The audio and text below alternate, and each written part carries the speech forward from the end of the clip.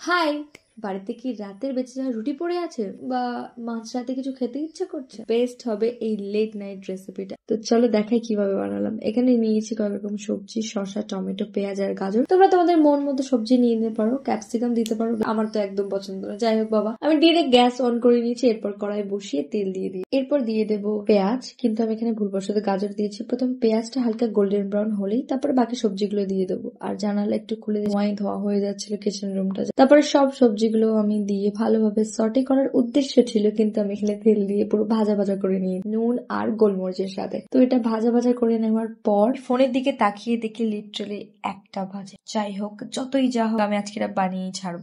এরপরে প্যানেতে হচ্ছে 1 চামচ ঘি দিয়েছি। ঘি বা বাটারে ভেজে নেবো, তো রুটিটাতে ময়েশ্চার চলে আসে। শুকনো রুটি থাকার কারণে অত খেতে ভালো লাগে না, কিন্তু এরকম বাটার বা ঘিতে তোমরা ডিপ করো, বেশি ভালো লাগে। তারপর আমার বাড়িতে ছিল সয়াবিন, সেটাতে আমি একটু ধনিয়া পাতা, নুন আর গোলমরিচ দিয়ে সটে করে নিয়েছি। নেওয়ার পর এবার জানলা বন্ধ করি, কারণ খাওয়ার সময় ভূত নজর দিয়ে দেবে না। এরপর সবচেয়ে সিম্পল কাজ, একটা প্লেটের রুটিটা নিয়ে নাও, তারপর মাছ বরাবর এরকম হাফ করে কেটে একটা সাইডে সস, তারপরে ভেজে রাখা সবজি, শসা আর সটে করা সয়াবিন দিয়ে দিলাম। সয়াবিনের বদলে ওখানে চিকেন অ্যাড করতে পারো। তারপর এইভাবে ঠিক এরকম করে করে ওটাকে ঘোরাতে থাকো। আর এখানে চিজ দিচ্ছিলাম, জানি না কেন চিজটা এরকম হচ্ছিল। যাই হোক, তারপরে ওটা সেকে নেওয়ার পর সস দিয়ে রেডি আমাদের রুটি র্যাপ। এটা খেতে জাস্ট দুর্দান্ত, আর জানিয়ে কিন্তু কেমন হয়েছে।